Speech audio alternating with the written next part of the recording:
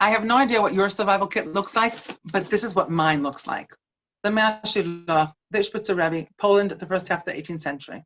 So he has been keeping me alive, insane, kind of. And then 2 quotes from the Talmud, one from Masechet Sukkah and one from Masechet Avodah Zarah. The Talmud in Sukkah wants to understand who is the minor, the Katan, that is exempt from the mitzvah of Sukkah. And it says the one who calls out to his mother. People that know me know how much I love this. And then the Talmud says, but actually adults also call out. Gedolim nami karu.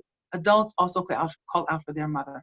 I want to know the mother of the sage, that her son was willing to admit this.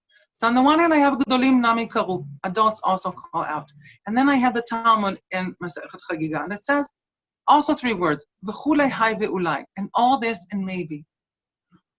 We can do everything right, and maybe yes, and maybe no. Maybe we fulfilled our obligations, maybe we fulfilled God's will. And so much we are in this state of Gedolim nami karu. As adults, we're calling out all the time, we're in prayer, and on the other hand, what do we know? We know nothing. We know nothing. Now, what does this have to do with our parasha? Here we are, standing as we were left last Shabbat, at the boundary. And Moshe Rabbeinu was telling the story, and he says, Lo chalod levadi, I can't do this alone.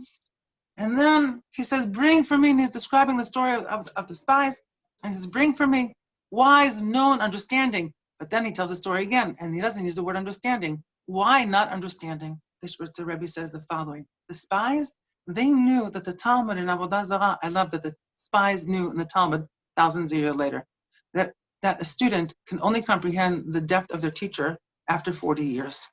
And they knew that Moshe wouldn't come in to the land with them. So therefore, they had to configure out a plan. How are they going to outsmart God and have Moshe for 40 years? The spies. But what happens? Here we are in the outskirts of Eretz Yisrael. Moshe says, I can't do this alone. And what he wants them to hear is, okay, we'll pray for you. We'll tell God we won't go in without you. But they don't hear. That's why this teaching, for me, is the most tragic teaching in this whole book.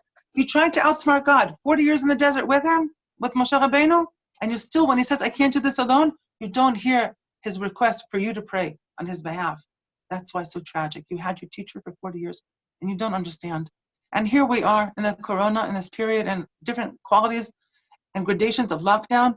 And here we are between Gedolim Nami Karu. We're all calling out as adults, as grown-ups. We're calling out to God. We're calling out in prayer. And v'chulei hai ve'ulai, and so much of the not knowing. And I pray for all of us. I pray for myself. On the one hand, to hold on to these prayers. On the outskirts of moving forward into another chapter of life. Calling out in prayer, not knowing, and outsmarting God, being in relationship with God, negotiating with God, listening to our heart. Where are we this Shabbat? A Shabbat leading us towards Tisha B'av, a Shabbat holding light and darkness together. I pray that we pray. I pray that we live with the unknown. I pray that we hear the questions that need to be asked. Shavua Tov Moshe.